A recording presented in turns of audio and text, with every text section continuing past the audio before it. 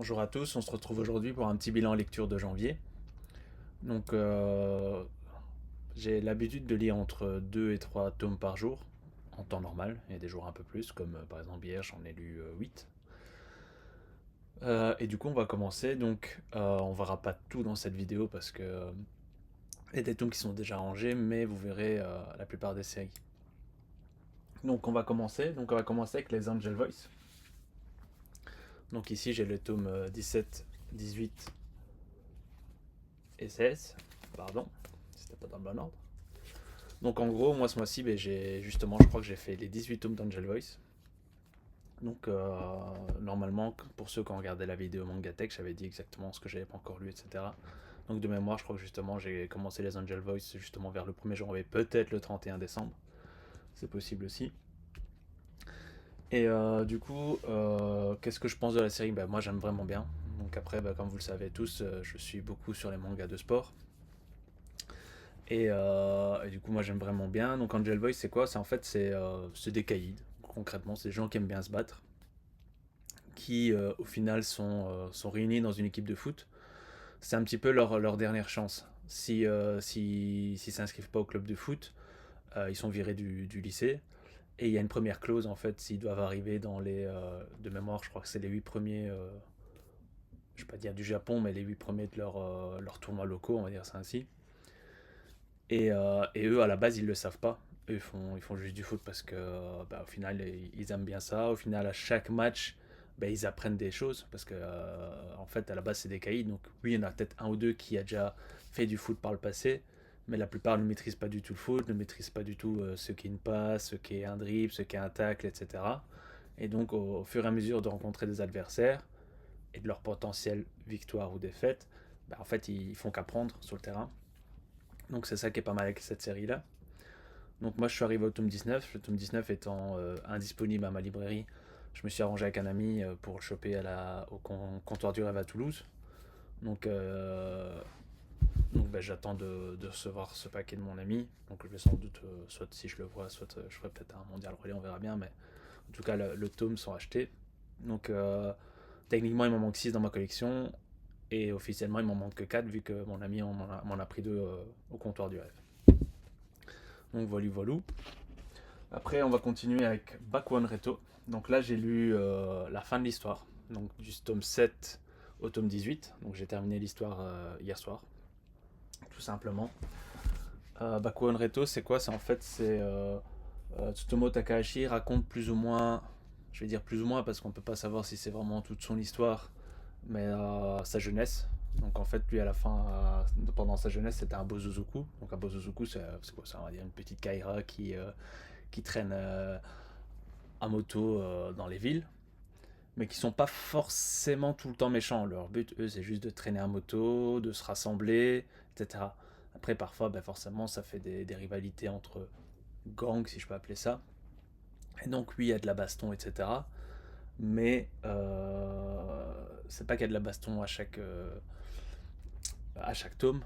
Bah, peut-être, mais en tout cas, c'est pas ça que moi je retiens. Mais il raconte là du roi de la vie en fait. Donc ben voilà, quand tu te balades à moto, ben, malheureusement ben, tu peux avoir des accidents. Surtout qu'eux, c'est pas les premiers à mettre des casques, etc. Ben, quand ils font des rassemblements, ben, normalement c'est illégal. Donc ben, forcément il y a la police routière, etc. qui les pourchasse. Donc ben, il y en a qui vont en prison, comment ça se passe, etc., etc. Franchement, j'ai vraiment bien aimé cette série. Euh, je pense que la conclusion est très correcte, personnellement, j'ai bien aimé. Et, euh, et c'était sympa. Je pense que personnellement, c'est mon manga préféré de l'auteur. Après, moi, je mettrais du coup Jumbo Max. En même temps, j'en ai pas 36, mais content d'avoir commencé cette série. C'est une série que je garderai dans ma mangatech quoi qu'il arrive. Même si je dois vendre un jour des mangas, en tout cas, celle-là, ce sera pas une des premières vendues en tout cas. Après, on peut continuer. Du coup, après, on peut continuer avec le tome 18 de Chainsaw Man dans sa couverture un peu exclusive. Pour moi, ça y est, je pense que je vais dire stop à Chainsaw Man. Donc, ça faisait déjà un moment que je me posais des questions avec cette série. Au début, ben, moi je faisais pas Chainsaw Man au tout début. J'ai commencé quasi quand c'était la fin, donc de la saison 1, donc vers le tome 10-11. À mon avis, c'est à ce moment-là que j'ai commencé la série. C'est vrai que la saison 1 était plutôt correcte. Et encore, il y a quand même des trucs que moi j'appréciais un peu moins, mais je pouvais comprendre plus ou moins la hype qu'il y avait autour du manga. Mais la saison 2, moi, elle me plaît pas. Et je pense même que c'est de par l'auteur en lui-même, en fait. C'est Fujimoto qui. Bah, moi j'ai du mal avec son découpage, j'ai du mal à tout comprendre, l'histoire, etc. Sinon, pour revenir à ce tome-là, donc en fait, bah, du coup, il y a une bagarre avec Denji, donc le personnage principal. Et comment dire ça? Il va devenir inconscient. En étant inconscient, il va être emmené quelque part. Et à cet endroit, on va lui faire des choses sur lui. Bon, j'ai pas envie de trop spoiler non plus, hein, pour ceux qui ne l'ont pas lu. C'est pour ça que je reste vague. Et, euh, et les militants vont essayer d'aller le chercher, quoi, tout simplement. C'est très très bref, mais bon, on est au tome 18, donc je me vois un peu mal comment dire, de tout vous spoiler l'histoire. Mais moi, ça y est, honnêtement, je vais mettre une annonce sur mon Vinted, etc. Donc je pense vendre du coup mes 18 tomes. Si potentiellement ça intéresse entre vous, je mettrai sans doute le lien de mon Vinted sur la description. Et sachez que du coup j'ai les 18 tomes, j'ai cette cover réversible. Enfin pas réversible mais un peu spéciale. Et j'ai toutes les jaquettes Crunchyroll, au cas où pour ceux qui se demandaient. Parce que j'avais fait la demande à Crunchyroll, donc moi je les ai toutes. Donc au moins vous n'avez pas une disparité entre Kazé et Crunchyroll. Je mettrai sans doute les 18 tomes vers les 80 € sans frais de port, comme ça vous savez. Ça fait plus ou moins 4,50 € le tome. Je trouve ça encore très correct pour de l'occasion et pour une intégrale. Comme ça vous savez. Après on passe sur The Ichino's Family de chez Kana. Donc là, en fait, c'est une famille qui a eu un accident de voiture et qui se retrouvent tous amnésiques. Donc en fait, ils se retrouvent tous à l'hôpital, ils se réveillent petit à petit et ils sont tous amnésiques. Donc le speech de base a l'air intéressant et en fait, bah, du coup, voir si eux vont recouvrir la mémoire. Et en fait, du coup, après, ils vont aller chez eux. Ce qui est bizarre, c'est que chacun a leur propre chambre. Donc en fait, il y a les grands-parents bah, qui font chambre séparée, les parents qui font chambre séparée et un frère et une sœur. Parce que ça c'est logique entre guillemets, mais je veux dire, même les parents font chambre séparée. Et en fait, du coup, ils doivent essayer de retrouver un petit peu leur vie, mais du coup, retrouver leur code de leur téléphone, etc., etc. Et, euh, et essayer de comprendre du coup avec leurs copains bah, qui c'était avant, quoi. Donc moi là, j'ai lu 2 tomes. Pour l'instant, l'histoire, moi, je la trouve très moyenne. Donc pourquoi j'ai acheté ces tomes-là de base? Parce que j'avais vu la vidéo d'un viewer qui en parlait en bien. Je crois qu'il avait lu les trois premiers tomes qu'il avait vraiment apprécié, le quatrième tome un peu moins. Mais moi déjà les 2 premiers, je suis mitigé. Bon, j'ai trouvé les 4 premiers d'occasion, donc je les lirai. Je finirai sans doute la série de base, j'essaierai de trouver en occasion. Parce que justement, j'ai pas ce petit accroche où j'ai besoin de lire ce tome directement dès que je l'ai. Et après, je verrai bien si je la vends ou pas, hein. Ça reste une série en 6 tomes, donc c'est petit, mais je sais pas, moi, il y a vraiment. Je sais pas, je trouve ça très moyen. Il y a plein de rebondissements, hein, donc ça, c'est pas mal, mais j'ai du mal à accrocher. Je sais pas si c'est peut-être à cause des dessins ou autre, je sais pas. Pourtant, je trouve que, quand même que les dessins sont plutôt corrects, hein. C'est pas non plus des top dessins, mais ça se lit bien, etc. Mais il y a un mais. Après, on continue avec Réflexion tome 4 de Kei Sambe. Donc là, Kei Sambe, il a son dessin propre à lui, hein, donc je vais vous montrer un petit peu. Voilà. Je sais qu'il y en a beaucoup qui critiquent un peu son dessin. Moi, personnellement, ça me choque pas trop. C'est pas un super dessin, mais j'adore Kei Sambe. Donc, pour avoir lu Erased, Echoes, et du coup Réflexion, j'aime vraiment bien. Ici, du coup, on est à l'avant-dernier tome. Donc, je vais éviter de trop en parler parce que bah, forcément, ça spoilerait sans doute. Surtout qu'il n'y a que 5 tomes, etc. Mais franchement, allez-y les yeux fermés. Moi, j'aime vraiment bien. C'est du coup, pour revenir au speech de base, c'est en fait du coup un garçon et sa petite sœur qui vivent on va dire dans un appartement. Ils ont encore leur mère, mais leur mère, elle est souvent absente, voire inexistante en quelque sorte. De temps en temps, elle repasse, elle laisse peut-être un petit peu d'argent vite fait, et c'est tout. Donc en fait, ils sont quand même livrés à eux-mêmes. Ils ont une voisine qui est vraiment attentive avec eux, donc de temps en temps leur prépare à manger, etc. et tout. Et en fait, un jour, ils vont dans dans un manège et il y a la foudre qui tombe et en fait, le petit garçon va échanger son corps avec un meurtrier. Donc, et le but, ben voilà, c'est de savoir comment ils vont pouvoir rééchanger leur corps et surtout, ben, comment dire ça, lui veut protéger sa sœur. Sa sœur, du coup, maintenant, même si le meurtrier est dans un corps d'enfant, ça reste un meurtrier. Donc, le petit s'interroge. Donc, tout se base principalement sur le petit, en quelque sorte. Mais du coup, le petit devenu grand. Donc voilà. On continue avec Gate of Nightmare de chez Pika Edition. Donc ça, c'est par le scénario a été fait par l'auteur de Fairy Tail, donc Hiro Mashima, mais les dessins sont faits par Yoshinori Matsuoka. Donc ça se rapproche quand même de Fairy Tail, hein, au niveau des dessins. Donc à mon avis, c'était peut-être un assistant ou que sais-je, mais on peut reconnaître plus ou moins Erza, etc. Donc c'est une série en 2 tomes. Donc comme je disais, c'est pas une série finie. Ça se veut comme ça a été vendu comme ça. Et en fait, je crois que c'est par rapport à un jeu. Moi, j'ai bien aimé, mais sans plus. J'avais entendu beaucoup d'échos positifs, je les ai trouvés d'occasion, c'est pour ça que je les ai prises. Mais, euh, mais en gros, c'est un monde où, je vais dire, les humains, les Nightwalkers, je crois qu'ils appellent comme ça, ont des créatures, un peu comme Pokémon, quoi, en gros. Ce qu'on appelle des Nightmares. Et ils doivent faire des quêtes, rentrer dans une guilde, etc. Un peu à la Fairy Tail, etc. quoi. Et du coup, bah, forcément, il y a des trucs qui se passent. Euh, Honnêtement, s'il y avait plus de tomes, est-ce que j'aurais été? Je sais pas vous dire. Parce que je suppose que le tome 2 serait peut-être un peu différent, etc. Euh, tout- Si on savait peut-être le nombre de tomes exact, peut-être que j'aurais été. Si on savait juste que c'était une série en cours, là, je crois pas que j'aurais été sur la série.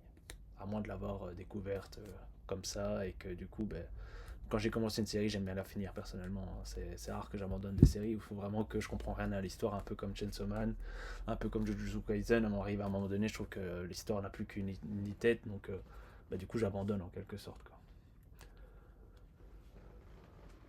Après on continue, du coup après c'est Toriko. Donc là j'ai le tome 11 et 12, mais de mémoire je crois un petit peu avant décembre, je crois que je devais être au tome 2 ou 3, donc j'ai dû lire on va dire 10 tomes en quelque sorte. Donc moi j'aime bien Toriko. Je lis ça petit à petit. Donc comme vous avez pu en plus le constater lors de mon dernier achat manga, j'ai trouvé la suite jusqu'au tome 30. Et du coup c'est quoi Toriko? C'est un... comment on appelle ça exactement? C'est un gourmet hunter. Donc en gros il part à la chasse pour retrouver des animaux très rares afin de les manger. Leur but à eux c'est de construire leur menu idéal. Et donc ils ont toute une liste, quelle serait la bonne soupe, le meilleur dessert, le meilleur plat principal, etc. À savoir que Toriko, ben, c'est un peu comme Sangoku, il mange blindé. C'est un homme qui fait beaucoup, il doit faire 200 kilos, un truc ainsi. Mais il mange pour 20 personnes. Hein. Et du coup, tous les monstres ont un certain niveau, un peu comme Pokémon, encore une fois. Et, et ils ont chacun un petit peu leur force. Quoi. Toriko, ben, il a des gros bras, etc. Mais par exemple, quand il fait certains mouvements, ça fait comme si c'était une fourchette ou un couteau. Et du coup, bah forcément, ça lacère le monstre devant lui. Et dès les premiers tomes, il est accompagné d'un chef cuistot. Et du coup, bah, ça va devenir, je sais pas si ça va comme son meilleur ami ou quoi que ce soit, mais du coup, il va l'accompagner pendant ses quêtes. Et le but, bah, c'est que Toriko chasse les monstres et son ami bah, les prépare en cuisine, quoi, tout simplement. Quoi. Donc, plutôt bien. C'est pas une série que j'ai envie de lire beaucoup de tomes d'affilée, mais un ou deux tomes se lit bien, je sais pas, mon tome par jour par exemple, etc. Donc à mon avis, courant février, je devrais avoir atteint, à mon avis, le tome 20 facile, voire 25, peut-être même 30, hein, je sais pas, on verra bien un petit peu comment je vais appréhender ma pile de lecture, mais je sais que je vais le lire régulièrement. C'est ça que je veux dire par là. Du coup, on continue. Après, nous avons quelques tomes de Fire Force. Donc, j'ai du tome 24 au tome 29, comme on peut le constater. Donc, Fire Force, c'est une série que j'ai découvert sur le tard. Au début, je pensais pas du tout la faire. Un jour, j'ai été dans une librairie d'occasion. Et en fait, ils avaient au moins 20 tomes d'occasion qui faisaient à 3,50€ pièce. Et je me suis dit, bah pourquoi pas découvrir. J'aimais bien Soul quand c'était sorti à l'époque. Je refais les Soul en version perfecte. Et du coup, je me suis dit pourquoi pas. De toute façon, à 3,50€ le tome, normalement, si je veux les revendre, bah, je pourrais les revendre, voire le même prix ou limite perdre 50 centimes par tome. Mais je veux dire, voilà, normalement, on perd pas trop d'argent. Donc, et en fait, j'ai adoré. Tout simplement. Je trouve que l'histoire est quand même vraiment sympa. Je comprends l'histoire comparé à certains. Enfin, quand je veux dire ça, c'est par rapport à Chainsaw Man ou quoi que ce soit. Donc, mon but, c'est pas de spoil l'histoire. Hein. Je sais qu'un bilan lecture, en principe, on parle, mais du coup, je vais juste un peu vous résumer de base comment ça se passe. Donc, voici un petit peu pour les dessins par rapport à Ikubo, donc l'autrice. Okubo, Atsushi Okubo. Donc, en gros, c'est un gars, enfin, un enfant, du coup, à ce moment-là. Un jour, il y a sa maison qui prend feu. Et en fait, du coup, on lui dit que sa mère est morte, ainsi que son petit frère, et qu'a priori, ce serait lui qui aurait tué sa famille, en quelque sorte. Et du coup, dans ce monde-là, beaucoup de gens ont des pouvoirs avec le feu. Donc, par exemple, le héros principal, lui, il peut avoir du feu au niveau de ses pieds. Et, euh, et du coup, tout le monde le traite de démon, et lui, il veut pas être un démon, mais il veut être un héros. Du coup, lui, il va tout faire pour devenir pompier. Le seul problème, c'est que quand il est stressé, en fait, il a un drôle de sourire. Et le drôle de sourire, enfin, il a un sourire démoniaque. Du coup, c'est pour ça aussi que tout le monde le traite de démon, etc. Parce que même quand on lui dit t'as tué ta famille, etc., et du coup, il a tendance à sourire en mode qu'il est content, mais c'est faux, quoi, tu vois. C'est juste, bah, c'est son tic, c'est sa façon d'être, quoi, qui peut pas changer. Et en fait, du coup, il y a aussi, du coup, dans ce monde-là, des gens qui se transforment en ce qu'on appelle une torche humaine. Donc, en fait, il devient tout flambé, quoi. Et le but des pompiers, ben, c'est d'apaiser leur âme. Du coup, les pompiers, ils ont toute une équipe. Et à chaque fois, ils ont aussi euh, quelqu'un de l'église qui permet de faire justement toutes des prières afin d'apaiser les âmes des défunts. Et donc voilà quoi. Et leur but, ça va être aussi de trouver comment ça se fait qu'il y a autant de torches humaines et d'arrêter ce phénomène quoi.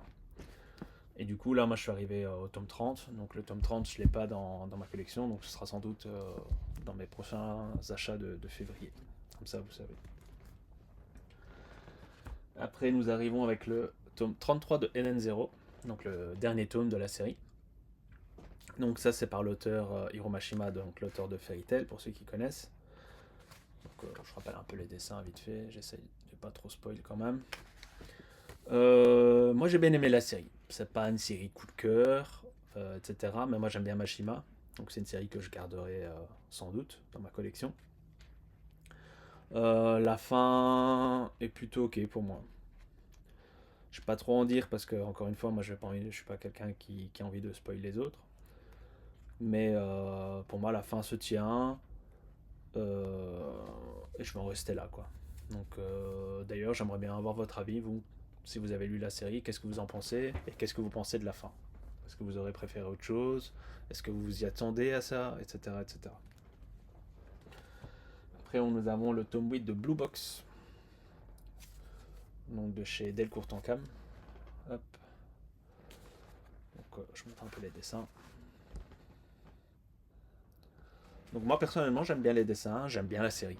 Franchement la série elle se lit super bien. Mon petit tome tous les 2-3 mois bah, il fait plaisir à lire. Donc c'est une série de base un peu romance, un peu sportive. Donc où tu as le héros qui fait du badminton et l'héroïne du basket.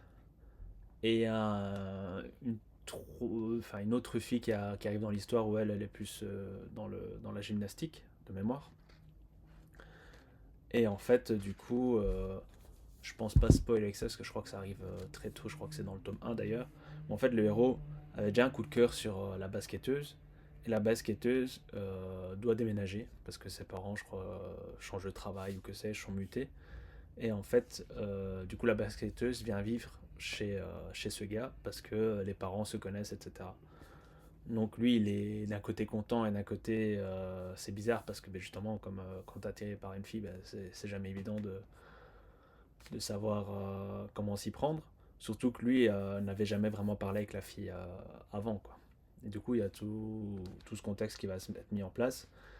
Et du coup, ils vont se pousser tous les deux dans leur sport, etc. Et au fil du temps, ben, il y a cette relation qui se crée, quoi.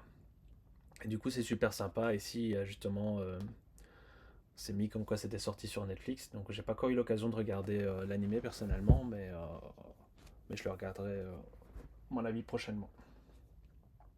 Et pour penser du Toom, bah, moi j'ai bien aimé, hein. Ici, je suis pas en mode. Je vous dirai hein, quand se développe, hein, comme par là pour Chainsaw Man par exemple, Ichino's Family. Mais si je dis rien, c'est que généralement c'est que j'ai bien aimé. Après, nous avons Kaiju Number 8, le tome 13. Donc désolé pour la lumière, mais c'est pas évident. Qu'est-ce que j'ai pensé de ce tome? Je vais le revérifier un petit peu. Mais... moi j'aime bien hein, l'histoire de Kaiju Number 8. Hein. Personnellement, c'est un shonen que j'achète volontiers, que je lis volontiers, que je lis rapidement généralement. Donc il reste pas longtemps dans ma pile à lire. Et en fait ici il va y avoir tout un gros combat où la chef principale va se faire capturer. Et du coup je vous laisse découvrir comment au final ça va s'en sortir. Est-ce qu'elle va mourir? Est-ce que quelqu'un va peut-être venir la sauver ou quoi que ce soit? Donc ici, de mémoire, je crois que le combat n'est pas forcément fini à la fin. Donc, forcément, vous n'aurez pas forcément cette réponse, mais vous pouvez voir un petit peu comment ça se passe, quoi. Et du coup, pour résumer, enfin, pas pour résumer, mais pour donner un speech de base, donc en fait, c'est deux enfants qui s'étaient fait une promesse en étant petits de défendre contre les kaiju.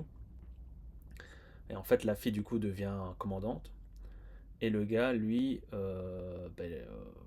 n'a pas trop de. Comment dire ça? Il est bon à rien. Ici, à la base, c'est un nettoyeur. Donc, justement, une fois que euh, les commandants, etc., ont fait leur travail, du coup, les kaijus sont mis le morceau dans la ville. Et après, du coup, il faut des nettoyeurs pour nettoyer la ville. Donc, à la base, il lui fait partie de ça. Et un jour, il y a un gamin qui arrive chez les nettoyeurs et qui lui veut aussi euh, arriver dans les forces spéciales. Et en fait, il arrive à reconvaincre euh, le héros principal de se réinscrire, de retenter euh, l'audition, on va dire ça ainsi, de retenter l'examen. Et, et avoir tout un phénomène qui va faire en sorte qu'en fait le héros principal va se transformer à la fin en kaiju. Mais c'est un kaiju qui peut maîtriser en quelque sorte. Il reste pas kaiju, c'est un peu comme Spider-Man, j'ai envie de te dire. Donc il se transforme quand il en a envie, quoi. Mais il doit apprendre à maîtriser sa forme, donc sa force, etc. Et savoir que les kaiju, de base, sont censés se faire tuer. Donc lui, il n'est pas censé montrer aux autres que c'est le kaiju numéro 8 du coup. Et du coup, il va avoir toute une histoire par rapport à ça, que je vous laisserai découvrir. Et il y a déjà une première saison qui est sortie avec 12 épisodes, je crois, de mémoire. Et franchement, l'anime est plutôt bien réussi, à mes yeux. Après, nous avons Shisakobe, donc chez le Lézard Noir. Donc, cette série, du coup, moi, j'ai trouvé l'occasion, j'ai trouvé les 4 tomes. Et qu'est-ce que je peux en dire? Déjà, moi, personnellement, j'ai pas aimé la prise en main. Donc, j'ai eu très mal quand j'ai lu ce tome, au niveau de ma lecture. Je sais pas si c'est à cause du tome, le fait qu'il soit fort rigide, qu'il soit d'une taille bien précise, etc. Si on compare par un autre manga, etc. Du coup, je verrai avec le tome 2 si ça me fait pareil. Mais du coup, c'était dérangeant. Et sinon, pour en revenir au niveau de l'histoire, en fait, un gars qui est dans la menuiserie, j'ai envie de dire. Je sais plus comment c'est quoi le terme exact. Mais du coup, il travaille avec le bois, quoi. Et en fait, au début du tome, on apprend que sa famille est décédée par le feu. Donc il y a eu un incendie dans son entreprise ou chez lui exactement, je sais pas exactement. Et que du coup, il va se retrouver seul. Et lui décide de garder l'entreprise familiale avec toutes les contraintes qu'il peut avoir. Hein. Du coup, les frais pas faciles à gérer, de garder les employés, etc. De garder les travaux qu'il avait en cours. Et pour gérer sa maison, du coup, il fait appel à une ancienne amie. Et cette ancienne amie, elle n'est pas venue seule, elle est venue avec des bambins, donc des enfants. Et lui, à la base, veut pas d'enfants. Donc, il dit à la fille, non, il faut que tu appelles... allez, on appelle ça les assistants sociaux, etc. Mais au final, il va se passer ce qui va se passer. Donc voilà. Donc, le tome 1 était plutôt ok. Mais moi, j'ai pas trouvé ça extraordinaire comme beaucoup de gens en parlent. Donc je vais quand même voir avec le tome 2, 3, 4. Hein, je lirai l'histoire complète parce que de toute façon, il n'y a que 4 tomes, donc c'est pas non plus beaucoup. Et je les ai, donc autant en profiter.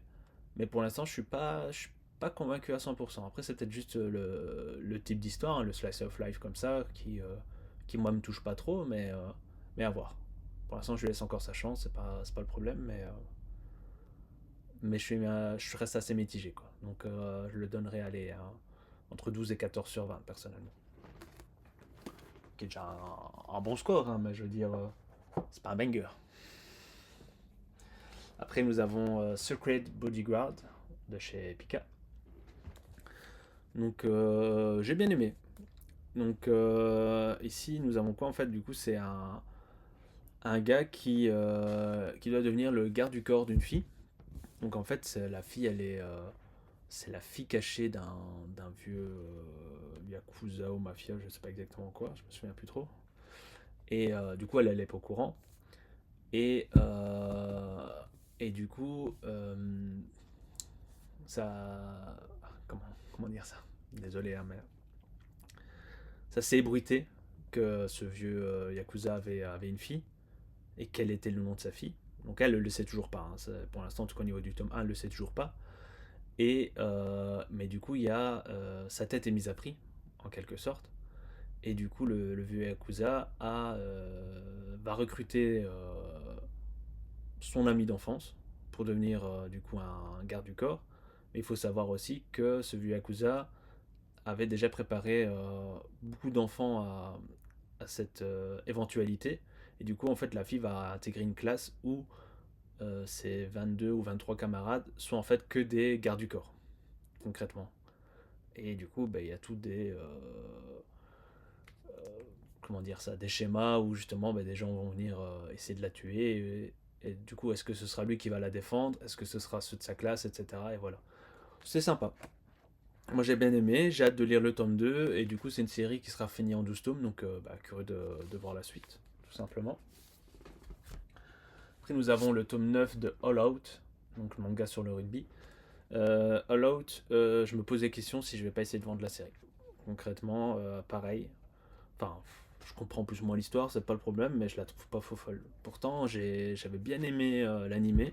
Je pense même que l'animé, j'ai dû le revoir au minimum 2 fois, voire 3 fois. Mais je sais pas, je trouve les dessins fort brouillons, pas toujours très compréhensibles, etc. Et du coup, je pense que je vais essayer de la vendre.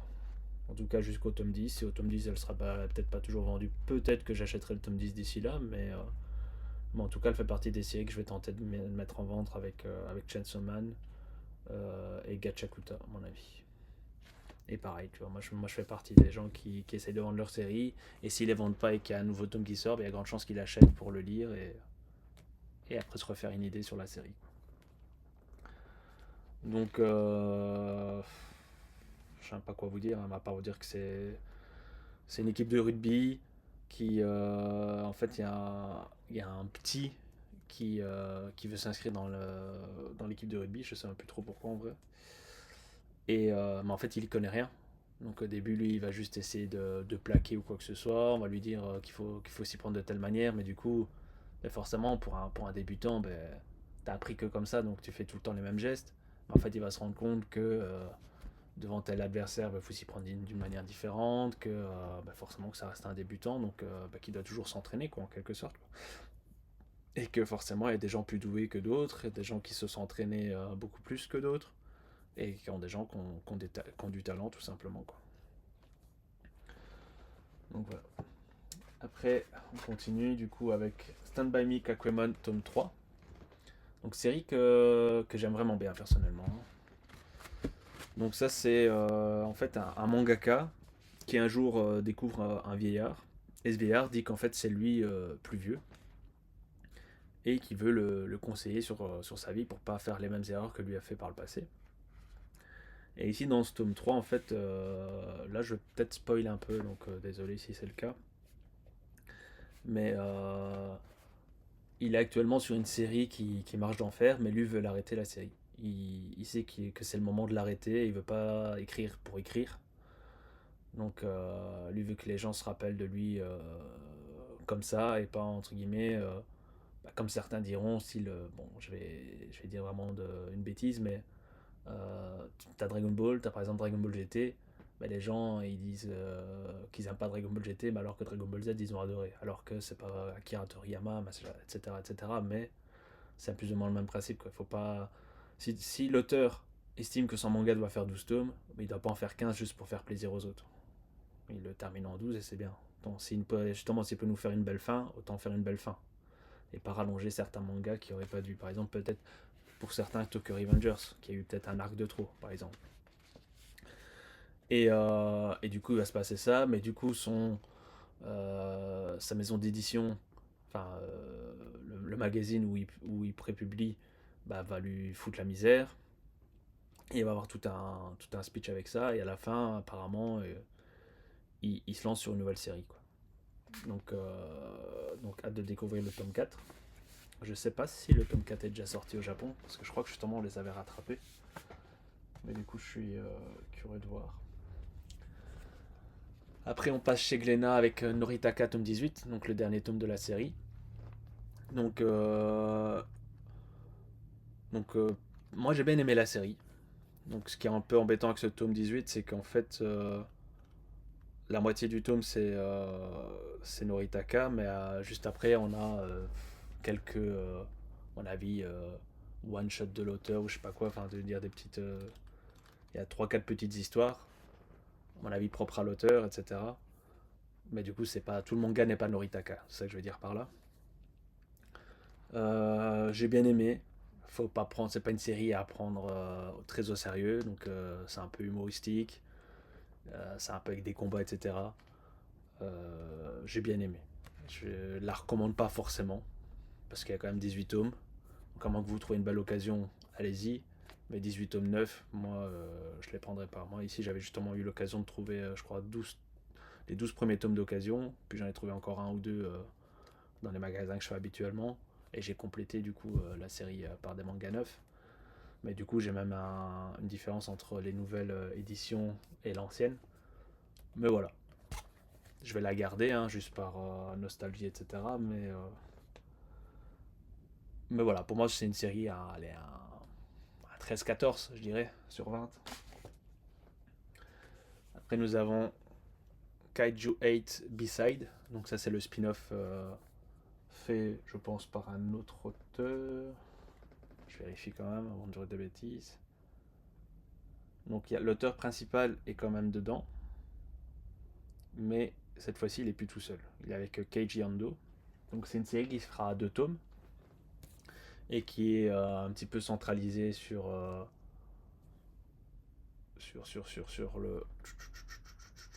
Comment il s'appelle exactement encore? Sur Soshiro Oshina. Et du coup, un petit peu découvrir comment il va rentrer dans les forces de l'ordre. Surtout que lui, ben, c'est un spécialiste des épées, on va dire ça comme ça. Et du coup, aujourd'hui, battre un kaiju avec des épées, ben, c'est pas super simple. Le mieux, c'est de prendre des courts flingues ou des bazookas, etc. Et du coup, voilà. On parle pas que de lui. On parlera aussi de la, enfin, des autres candidats, etc. Mais principalement, c'est centralisé sur lui, quoi. Moi, j'ai bien aimé et j'ai hâte de découvrir du coup la fin de l'histoire, du coup, avec le tome 2. Donc, on continue du coup avec Ace of Diamond tome 2 de chez Mangetsu. Série que j'apprécie vraiment. Donc, c'est une série sur le baseball. Donc, on est content que Mangetsu adapte cette série. Donc, en fait, nous avons le héros principal qui a, comment dire ça, on va dire du talent, qui reste débutant mais qui a du talent, et du coup qui va être repéré par une femme, et cette femme bah, du coup va lui demander de changer de lycée. Et lui à la base veut pas trop parce que lui il est attaché à bah, son équipe, à ses amis, mais, mais tous ses amis savent que s'il veut pouvoir comment dire ça, percer dans le milieu, bah, qu'il est obligé de changer d'école. Donc au final il va changer d'école.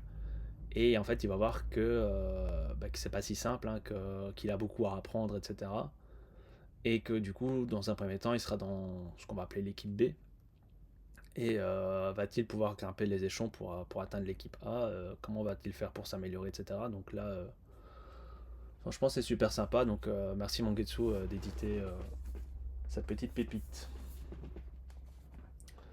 On continue avec Katagi Modoshi. Donc ça, c'est un tome 1. Donc série qui sera finie en 5 tomes.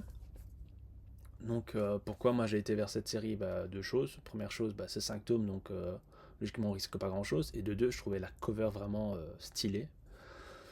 Et du coup ça raconte quoi en fait, que je me remette un peu dedans. Euh, ouais c'est ça. Je pense qu'en fait du coup il y a un petit qui va voir ses parents tués par un gars tatoué. Et du coup, lui, son truc, ça va être la vengeance en quelque sorte, c'est de retrouver ces hommes tatoués et de les exterminer. Et en fait, il y a ce qu'on appelle dans le milieu un katagi modoshi, et du coup, ça, c'est ce qu'on appelle un nettoyeur. Donc, c'est un gars qui va pouvoir enlever les tatouages des gens, et du coup, leur enlever leur pouvoir, parce que c'est les tatouages qui donnent les pouvoirs aux gens. Et du coup, en fait, à la base, c'est pas le héros principal, le Katagi Modoshi. Donc peut-être qu'il va le devenir, peut-être pas. Je pense qu'au niveau du tome 1 de mémoire, on le sait pas encore. Mais du coup, il va avoir une rencontre. Et on va voir du coup ce qui va se passer avec cette rencontre à la fin du tome. Donc je reste vague, parce que justement c'est une série en 5 tomes, mais moi j'ai vraiment bien aimé ce tome 1, personnellement. Je mettrai un bon 15 sur 20, à mon avis. Puis nous avons The Pépite, Awashi tome 26 de chez Mangetsu de Yugo Kobayashi. Donc Awashi c'est vraiment bien. Awashi ça se terminera en 40 tomes, ça a été annoncé. Donc ici nous sommes toujours dans le même match.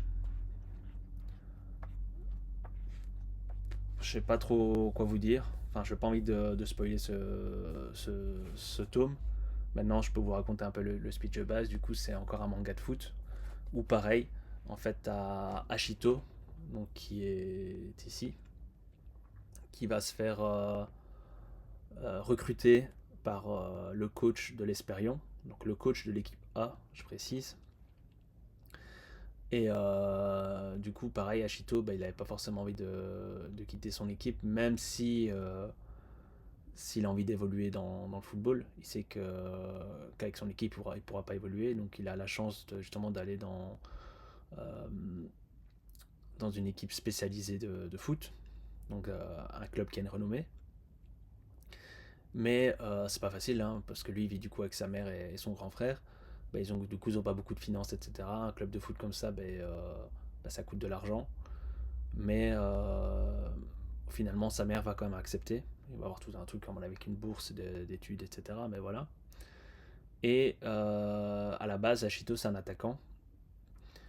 Et ça va être un petit léger spoil, mais arrivé je crois au tome 5-6, mais en fait le coach principal, donc celui qui l'a recruté, va lui dire Ashito, moi je veux plus que tu sois attaquant aujourd'hui, je veux que tu sois back gauche, je crois, donc défenseur gauche. ou défenseur droit, non, je crois que c'est défenseur gauche de mémoire. Mais du coup, pour Ashito, en fait, il y a son monde qui s'effondre parce que lui, il a jamais été défenseur. Donc, il sait pas comment un défenseur se comporte, il sait pas comment défendre, etc. Donc, en fait, il va apprendre tout ça. Et en fait, sa particularité, c'est qu'il a une vue d'aigle, on va appeler ça comme ça. C'est qu'en fait, il arrive à avoir une vue aérienne du terrain. Et en fait, il sait plus ou moins à chaque fois où sont tous les joueurs. Donc, si après la fin du match, il va dire à tel moment de la partie qu'est-ce qui s'est passé, ben, lui pourrait te dire ok, ben, telle personne était là, l'autre était là, etc. C'est pour ça que j'ai fait la passe à lui. Et voilà, c'est pour ça que le coach veut le mettre en tant que défenseur gauche. Parce que je pense que dans son équipe A, il lui manque juste un défenseur gauche. Et du coup, ben, il veut compter sur Ashito pour pallier cette place. Donc ça, c'était toujours un très bon tome. J'exagère sans doute, mais pour moi, c'est un bon 18. Aoshi, j'adore. Si je pouvais avoir les 40 tomes directement, je les prendrais. Sans hésiter. Après, nous avons le tome 20 d'Undead Unluck. Donc, Undead Unluck, il y a eu la fin annoncée. J'hésite si c'est pas entre 27 ou 29 tomes. J'hésite avec Mission Yozakura parce qu'il y a eu aussi l'annonce pour Mission Yozakura. Et un c'est 27, l'autre c'est 29. Donc, je pense que lui c'est 27 et Yozakura sera en 29, je crois. À confirmer. Désolé. Tome plutôt sympa. Un bon 15 sur 20, je dirais. On va découvrir comment dire ça. Donc dans Undead Unluck, il y a eu une ellipse, ou deux, je sais plus, au moins une. Et du coup, Foucault, donc elle, celle au milieu là, essaie de retrouver ses amis avant qu'il y ait certaines catastrophes, etc. Et du coup, là, elle va essayer de. Comment dire ça. Là, ça va se passer au niveau de Unrepair. Donc, le gars à la base, il est docteur et il doit soigner euh, sa future fiancée. Et du coup, il va se passer plein de péripéties. Et donc, voilà. Moi, j'aime vraiment bien Dead Luck. C'est pas facile d'expliquer parce que moi, je suis pas quelqu'un qui explique bien. Vous vous en rendrez compte au fur et à mesure. Donc, désolé déjà. Mais ne vous arrêtez pas sur les premiers tomes parce que c'est vrai que certains n'ont pas aimé les premiers tomes. Je peux comprendre. Moi, il m'a fallu quand même quelques tomes pour rentrer dedans. Mais, mais c'est plein de rebondissements et de bons rebondissements. Donc accrochez-vous et lisez ça. Quoi. Après, on repart sur une pépite. The Fable, tome 19 de chez Pika. The Fable, c'est vraiment bien. Ça se lit plutôt vite. Les dessins sont pas forcément ouf ouf. Je vous l'accorde. Mais moi, j'aime bien. Sato, donc le personnage principal, en fait à la base, du coup, c'est un assassin avec sa collègue qui doivent se mettre un peu de retrait pendant un an. Et du coup, bah, ils se mettent dans une ville, etc. On les fait passer pour frères et sœurs. Mais Sato, lui, à part tuer, il a jamais vraiment rien fait dans sa vie, donc bah, il découvre un peu tout. Il aime bien se balader tout nu dans son appartement. Il regarde un comique et pour lui c'est le comique de l'année alors qu'en fait toutes ces blagues sont vraiment nulles mais bon, c'est ça aussi qui fait le charme de la série, qui fait aussi ce petit côté humour. Il va intégrer un travail où à la base je crois qu'il fait juste livreur mais à un moment donné il va commencer à se mettre à dessiner mais Sato en fait il sait pas dessiner donc quand il dessine ça fait vraiment dessin mais d'enfant quoi mais c'est apprécié par certains clients donc au final il se fait embaucher comme dessinateur aussi également etc. Et en fait, du coup, il va à chaque fois avoir plein de péripéties, mais lui, il est censé ne plus tuer. Donc en fait, il va maîtriser les gens ou il va faire en sorte de faire pas mal de choses, mais normalement, il tue plus quoi. Et du coup, ça, normalement, la première saison de mémoire, elle est finie en 22 tomes et il y a une saison 2 qui on ne sait pas si elle arrivera chez nous, mais il y a une saison 2 actuellement, je crois, au Japon. Le tome, un bon 16 de mémoire. Après, on continue chez Kion avec Kindergarten Wars tome 6. Euh, Très bon tome. Donc, Kindergarten Wars, c'est une série popcorn, qu'on dirait authentique. Du coup, en fait, c'est des tueurs à gages qui, au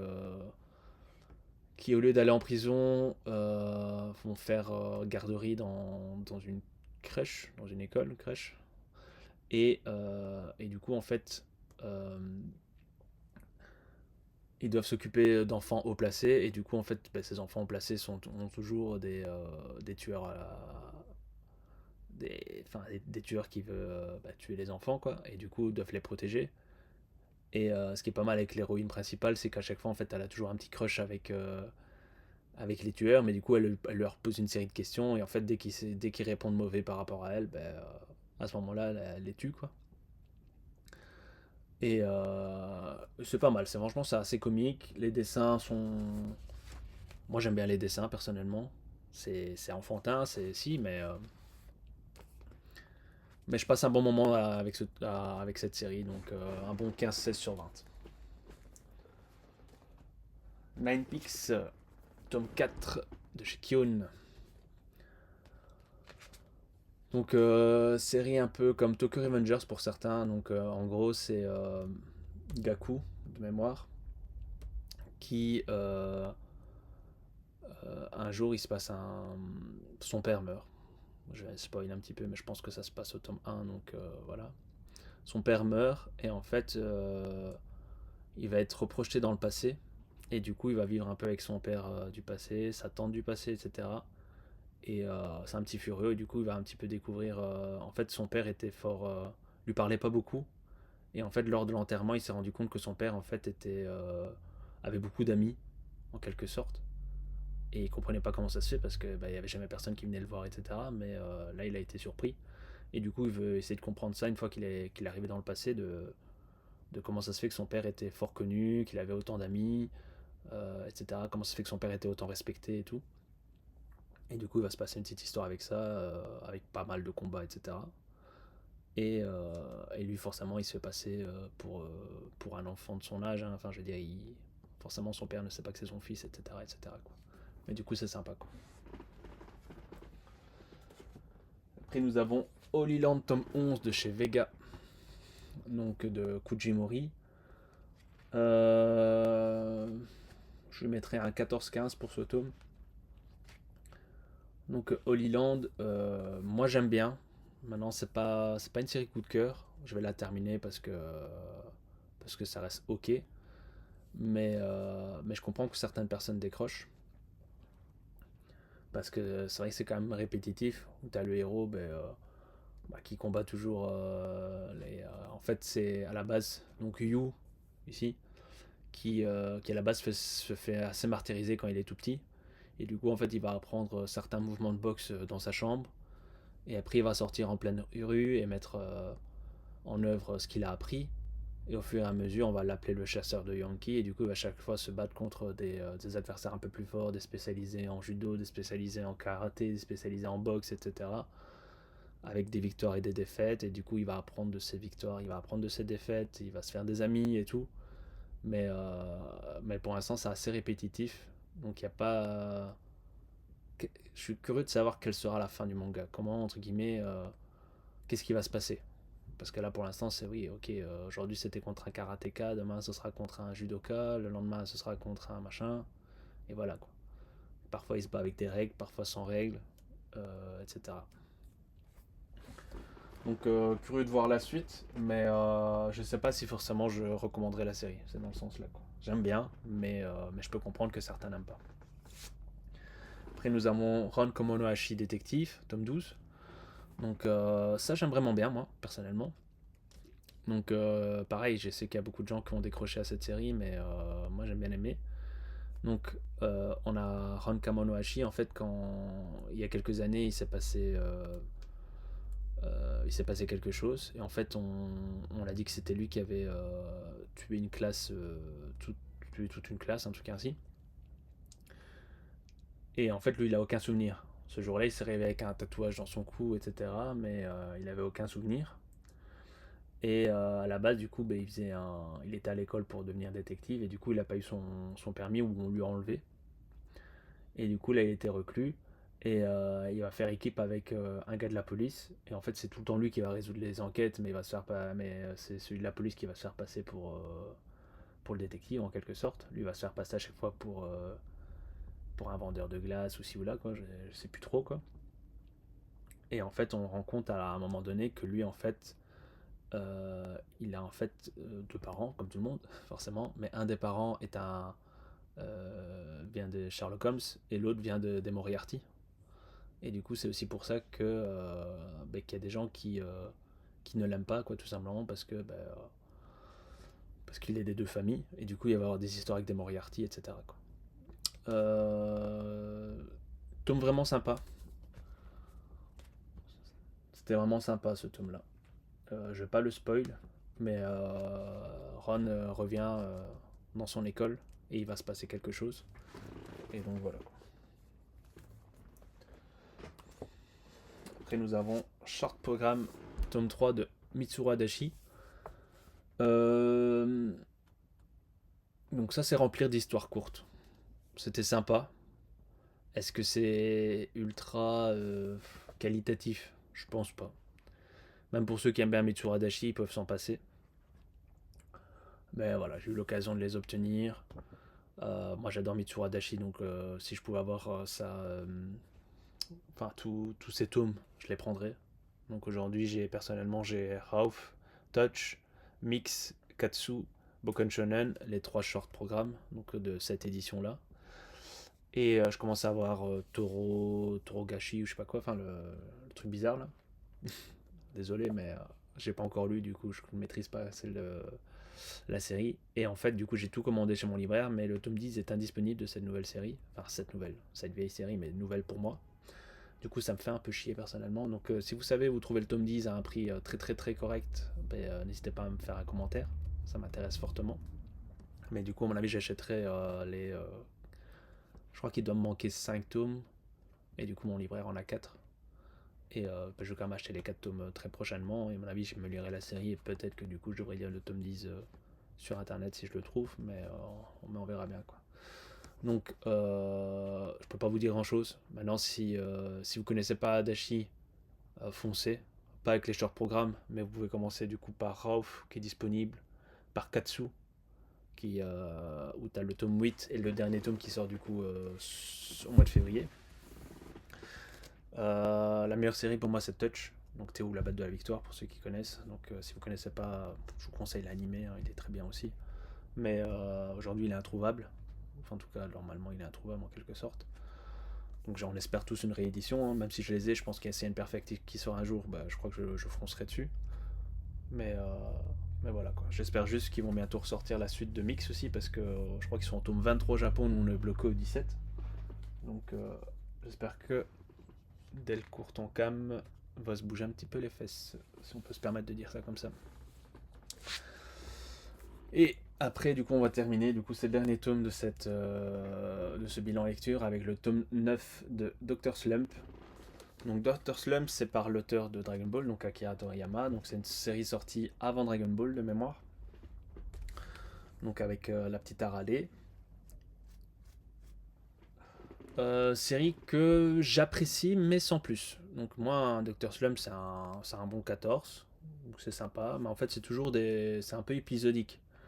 Dans l'idéal, faut suivre les épisodes parce que par exemple, je crois que c'est dans ce tome-là où tu as les petits robots là qui vont se dupliquer en quelque sorte. Donc, à un moment donné, tu vas pas te demander comment ça se fait que là il n'y a plus qu'un et là plus que deux. Mais en fait, il y a des chapitres, tu pourrais t'en passer, ça changerait rien parce qu'ils apportent rien à l'histoire en quelque sorte. Je veux dire, des fois, c'est vraiment des chapitres pour dire de faire des chapitres en quelque sorte, quoi. Donc je vais les continuer. Je les ai pris surtout pour hommage à Akira Toriyama. Mais, euh, mais voilà. C'est pas forcément une série que je conseillerais. Je conseillerais plus Dragon Ball que Dr. Slump, personnellement. Après, encore une fois, je peux comprendre ceux qui aiment bien, hein, mais je veux dire, moi j'ai jusqu'au tome 12, donc forcément il me manque 3 tomes, donc je les achèterai à mon avis cette année, sûr à 100%, sans doute avant le mois de juin, 100%, vu que j'aime bien terminer mes séries assez rapidement. Mais voilà, par exemple, ça fait un moment que j'ai jusqu'au tome 12 et j'ai pas encore lu le tome 10. Parce que je le mets pas tout de suite dans ma pile à lire, parce que c'est pas forcément ultra urgent, parce que, comme je dis encore une fois, c'est que c'est que des petits chapitres épisodiques. Donc voilà. Donc je peux comprendre que bah, du coup c'était mon premier bilan lecture, donc je peux comprendre que c'était un peu chaotique. Donc je suis preneur si vous avez des critiques. N'hésitez pas à partager, liker, vous abonner et à commenter. Dites-moi vos séries du moment. Est-ce qu'il y a une série un peu comme moi où vous avez décroché à partir d'un certain moment, comme avec moi avec Chainsaw Man, potentiellement avec All Out ou Gachakuta. Je suis curieux de savoir ça, donc merci bien. Passez une bonne journée.